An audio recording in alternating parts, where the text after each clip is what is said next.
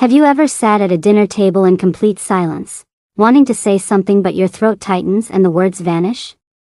This video tells that story, helping you practice English listening, reading, speaking slowly, clearly, and with emotion. Heart-touching opening. Imagine yourself sitting in a small kitchen in Denmark.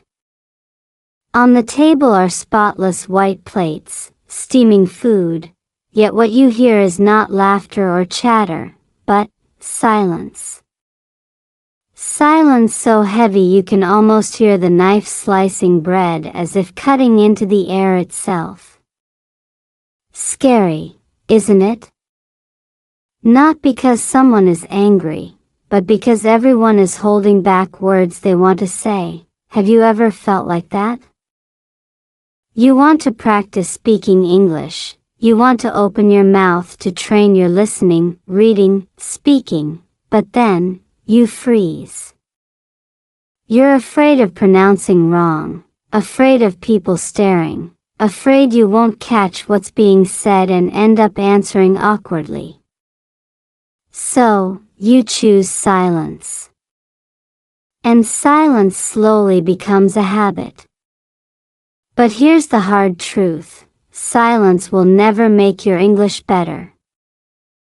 Psychology shows that when your brain keeps a word inside but never says it out loud, your short-term memory ticks it off as done. It comforts you, yeah, I already know that. And so you don't practice, you don't build fluency. It's like buying an expensive pair of running shoes just to look at them. The strange thing is, the very fear you're avoiding actually makes your brain more stressed. A study from Aarhus University in Denmark showed that just saying one short sentence, even with grammar mistakes, makes your brain release dopamine, the chemical that makes you feel good and eager to try again. In other words, your brain is like a puppy. Give it a little praise, and it'll keep repeating the trick forever. And that's where today's story begins. A dinner in Denmark that ended in silence, not because food was lacking, but because words were left unsaid. You'll see yourself in that moment. And more importantly, you'll learn how to break that silence. With English, one small sentence, one slow and clear breath at a time. Don't worry, we'll walk through this journey together. And who knows? After watching this video, your own dinners might never be silent again. The empty chairs. There's something fascinating about dinner tables in Denmark. They're often calm, tidy, with everything placed perfectly like a page from a design magazine. But in this story, picture a cold evening.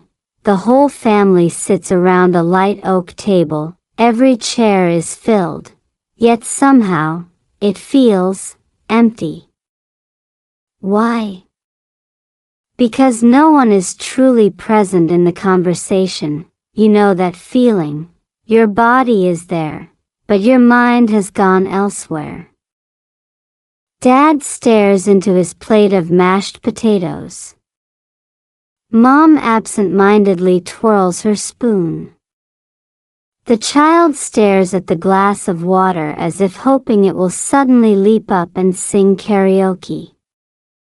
They're all present, yet the connection is gone. And when connection is gone, every chair feels vacant. The strange part? Sociological studies in Copenhagen show that dinner time is when people are most likely to share openly. But when a language barrier appears, the brain flips into defense mode. It whispers. Don't speak, don't make a fool of yourself. And so you stay silent. The chair you're sitting on suddenly becomes an empty space. A Vietnamese exchange student once told me, I sat with my host family. They were chatting cheerfully in Danish. I wanted to join in using English, but my mouth felt taped shut. So he stayed silent, and that night, he felt like he had turned into an invisible chair. Be honest, you've been there too, haven't you? You're physically present, but your words are locked inside your head. And when language doesn't flow out, connection doesn't exist. A chair may hold a body, but the soul is absent. To put it bluntly, that dinner felt like a play without dialogue, props on stage, but no real characters. Silence took the lead role, and the people became shadows. Language stuck in the throat. Picture the teenager at that Danish dinner table. She desperately wants to practice English. She even rehearsed a sentence in her head earlier. The soup tastes really good. Easy, right? But when the moment comes, her tongue rebels. The words jam in her throat like traffic at rush hour. This is not just shyness, it's science. When your brain prepares speech in a foreign language, it has to juggle vocabulary, grammar, and pronunciation all at once. Think of it like spinning 3 plates on sticks while riding a bicycle. One wobble, and everything crashes. No wonder you freeze. Here's the kicker. The brain is far more afraid of looking stupid than of being wrong. Studies from Cambridge show that language learners remember embarrassing mistakes 10 times longer than correct sentences. That memory acts like a booby trap. The next time you want to speak, your brain whispers, "Remember the last disaster? Let's just shut up." Back at the table, the girl feels exactly that. She understands what's happening. She can think the sentence in English perfectly. But she fears her accent will sound weird, or her grammar will slip. So, she swallows the words instead. Her fork clinks against the plate louder than her own voice. And silence wins again, but here's the twist. Silence tricks you into thinking you're safe, when actually you're starving your progress. It's like wanting to learn to swim while sitting on the poolside, dry, comfortable, and completely motionless. You don't drown, sure. But you never swim either, and that's the cruel irony. The language isn't missing, it's there, inside her head, vibrant and alive. The only problem? It's trapped behind her teeth, like a bird locked in a cage, waiting for someone brave enough to open the door. The heavy silence. The silence at that dinner table isn't peaceful, it's the kind that weighs on your chest. Every clink of the cutlery sounds like a reminder of what's not being said. The father glances at his daughter, the mother shifts in her seat, but no one breaks the barrier. It's almost comical, 3 humans with full vocabularies sitting in a room, yet acting like their mouths are on strike. Here's the truth, silence feels safe, but it secretly builds tension. Psychologists call it the silence spiral. One person holds back, then the next mirrors that hesitation, and soon everyone is trapped in a loop of saying nothing. Think of it like a group of people at a party waiting for someone to start dancing.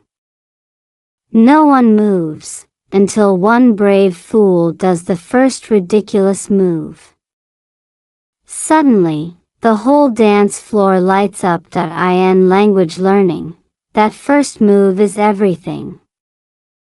A study from the University of Toronto found that learners who speak, even with frequent mistakes, advance twice as fast as those who stay silent.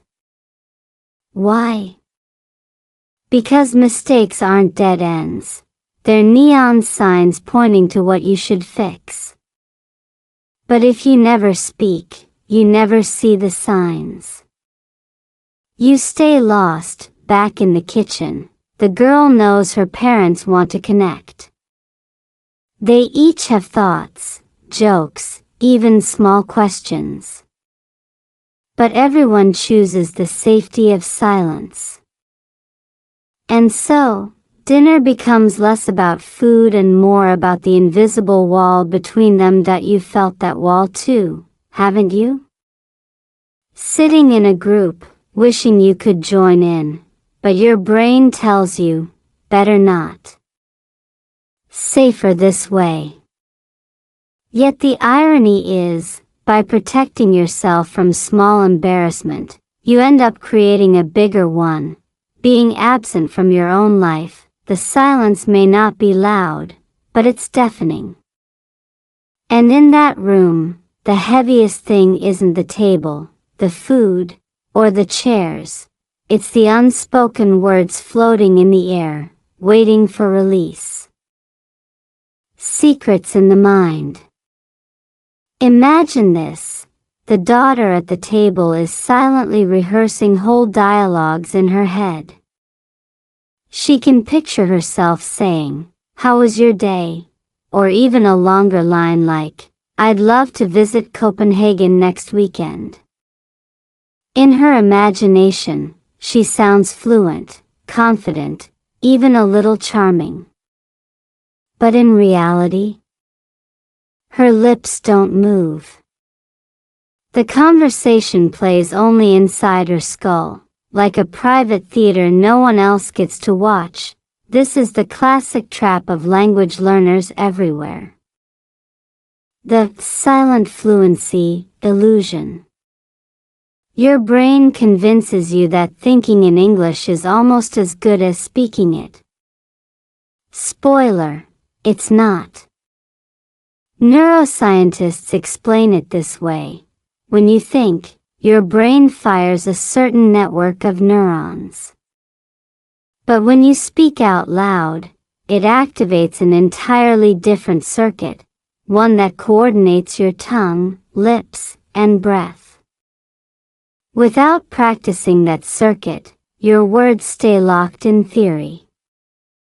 It's like memorizing dance steps but never stepping onto the floor. A Danish teacher once told her students, "If English only lives in your mind, it's like baking a cake but never taking it out of the oven. It smells great in theory, but nobody gets to taste it." Brutal? Yes. Accurate? Absolutely. Back at the table, the girl's parents don't know the storm raging in her head. They see only her silence. She believes she's practicing by mentally running through English, but the truth is, those unspoken words are heavy. They weigh her down. They remind her of failure. And the longer she keeps them inside, the heavier they become. Here's the painful irony. The secret conversations in your mind can make you feel fluent, but they also make you terrified of the moment you have to prove it. The words you never say become ghosts, haunting every real conversation you avoid. So the next time you catch yourself practicing silently, remember, unspoken English is just a secret no one will ever hear. And secrets, as we know, are terrible dinner guests. A moment of laughter. Just when the dinner feels doomed to eternal silence, something unexpected happens. The father tries to scoop more potatoes, but the spoon slips, and the mash lands with a plop right on the tablecloth. For a second, everyone freezes. Then, the daughter lets out a tiny laugh, half shock, half relief. That laugh cracks the silence like a hammer hitting glass. Humans are wired for laughter. Even awkward giggles can reset the mood of an entire room. Psychologists call it a social reset button. One silly accident, one goofy sound, and suddenly the brain gives permission. Okay, we can relax now. And here's the best part. In that moment, the girl blurts out in English, almost without thinking, "That was funny." It's simple, it's imperfect, but it's real. Science backs this up.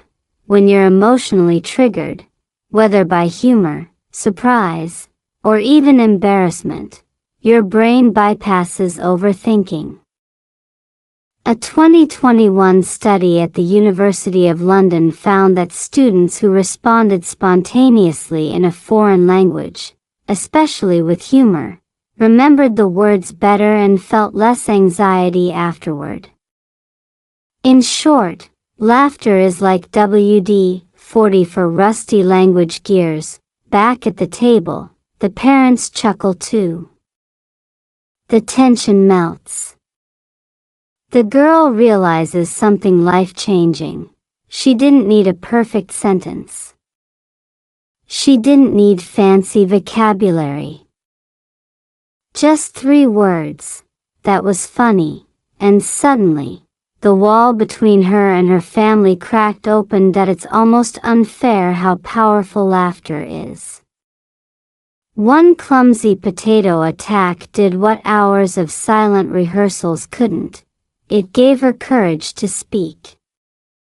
And in that moment, the English she'd been hoarding in her head finally slipped out into the world, carried on a wave of laughter. So here's the lesson hiding in the mashed potatoes. Mistakes and accidents are not the enemy of language learning. They're often the door you've been waiting to walk through. And sometimes, that door opens with a laugh. The power of simple words. Here's the thing nobody tells you. Your English doesn't have to sound like a Shakespeare play to matter. Sometimes the shortest, simplest words carry the most weight. At that Danish dinner, the daughter discovered this when she blurted out, "That was funny." Just 3 words. No grammar Olympics. No vocabulary acrobatics. Yet those 3 words did something magical. They made the whole family laugh together. Why does this work? Because communication isn't about impressing, it's about connecting. Studies from Harvard show that people bond more deeply over simple, direct phrases than over complex ones. Your brain actually prefers clarity. It's lazy in the best way. It wants meaning fast, without decoding fancy grammar puzzles. So when you say something short and clear, the brain sighs with relief and goes, "Yes, I get you." Think about the most common phrases we use daily. I'm hungry.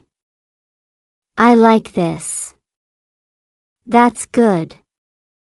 None of these would win you an English essay contest, but they can rescue you in real conversations. They keep the flow alive. And in that flow, confidence grows. Back at the table, the girl realized she didn't need to deliver a speech. She didn't need to nail every tense or impress with big words. One tiny sentence was enough to break the ice. And once the ice cracked, more words followed, little by little. This is the secret weapon of language learning. Small words create big bridges. They're like stepping stones across a river. You don't leap to the other side in one heroic jump. You place one simple word, then another, and slowly, you're across status. So the next time your brain insists on being silent because you don't know enough, remind it, you already know enough. You don't need a dictionary in your pocket. You just need 3 words, spoken out loud. That's how dinner tables, friendships, and even entire lives start to change. Practice beyond the table. After that dinner, something shifted. The girl realized waiting for the perfect moment to speak was like waiting for Danish weather to be predictable, never gonna happen. So she started small, in private. Each night, she recorded herself saying 1 or 2 sentences into her phone. I like potatoes. Today was cold. Silly? Maybe. But repetition works like magic. Neuroscience explains why. When you speak out loud, even to an empty room, you activate the motor pathways that control your tongue, lips, and breathing. Over time, those muscles build memory, just like your legs remember how to ride a bike. Researchers at Stanford call this muscle memory of language. You can't get it by thinking silently, you only get it by speaking. The girl also practiced reading aloud, slowly, with exaggerated clarity. She didn't rush. She treated every sentence like music, where rhythm mattered more than speed. At first, it sounded robotic, but gradually her voice gained confidence. She even laughed at her own mistakes, which, ironically, helped her improve faster. Here's the cool part. When she practiced like this, her brain began to recognize English not as a foreign invader, but as a familiar sound it could relax around. And when she relaxed, her sentences flowed more naturally. A language coach once said, "Practice alone so the world feels easy." That's exactly what the girl did. She used her bedroom as a stage, her phone as an audience, and her voice as the instrument. And the more she played, the less scary the real conversations became. So if you've ever thought, I'll speak when I'm ready, here's the bad news. You'll never feel ready. The good news? Read out loud tonight. Record 1 silly sentence. Whisper a phrase to your mirror. These aren't small acts, they're quiet revolutions. And revolutions always start in secret before they change the world. A dinner transformed. Weeks later, the same family gathers around the same oak table. But this time, something feels different. The daughter doesn't sit in silence, chewing her food like it's her only purpose in life. Instead, she clears her throat and says, slowly but proudly, I like this soup. Simple, yes. But her parents look up, smile, and respond. Suddenly, the room is alive again. It's not a TED Talk. It's not perfect grammar. It's just human connection. A clumsy English sentence here, a Danish word there, and laughter sprinkled in between. The table that once felt heavy with silence now feels light, buzzing with voices. Even mistakes become part of the music, like jazz, where the wrong note adds flavor. Psychologists call this social reward learning. Each time she speaks, she gets a positive reaction, smiles, nods, engagement. Her brain soaks it up like sunlight. Dopamine floods the system, making her want to speak again. Soon, sentences grow longer. Today at school was good. Then, I learned a new English word. Each phrase is a small victory, stacking into confidence. Her parents, too, feel the change. They no longer tiptoe around the silence. They join in, sometimes mixing English with Danish, sometimes just laughing at the odd grammar slip. What matters isn't perfection, it's presence. And here's the irony. The dinner table didn't need fancier food or prettier plates. It just needed words. Words that were small, shaky, and imperfect, but alive. The empty chairs were never truly empty. They were just waiting for voices to fill them. So the once silent dinners transform into moments of shared humanity. And the girl discovers a truth bigger than grammar. Language isn't about showing off knowledge. It's about showing up. A quiet but lasting lesson. That dinner table in Denmark leaves behind more than full stomachs.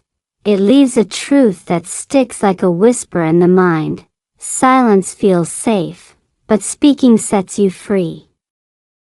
The girl who once swallowed her words now understands that even the smallest sentence can change the air in a room. Here's the real secret. People rarely remember your mistakes, but they always remember your effort. When you speak, even imperfectly, you're not just practicing English, you're showing courage. And courage is contagious. One brave word can inspire a whole family, a whole classroom, even a whole you. Think about the dinners in your own life. How many times have you stayed quiet, holding back what you wanted to say, whether in English or in your native language? Those unspoken words don't disappear. They hang around, heavy, reminding you of the life you could have lived if you had just spoken. So, let this story be a reminder. The cost of silence is higher than the cost of mistakes. Mistakes can be fixed. Silence only grows. Don't wait for the perfect vocabulary, the flawless accent, the ideal moment. Start with one small sentence, today, right now, because in the end, what makes a dinner, a friendship, or a life meaningful isn't the fancy dishes or perfect grammar. It's the words shared, no matter how simple. That's the quiet but lasting lesson of the dinner that once ended in silence. Language is not about perfection. It's about presence. And the bravest word you'll ever speak is the first one. Silence feels safe, but words connect. Simple English can transform life. Practice daily, slow and clear. Subscribe for Danish-inspired English stories, SEO 2025, and grow confidence speaking.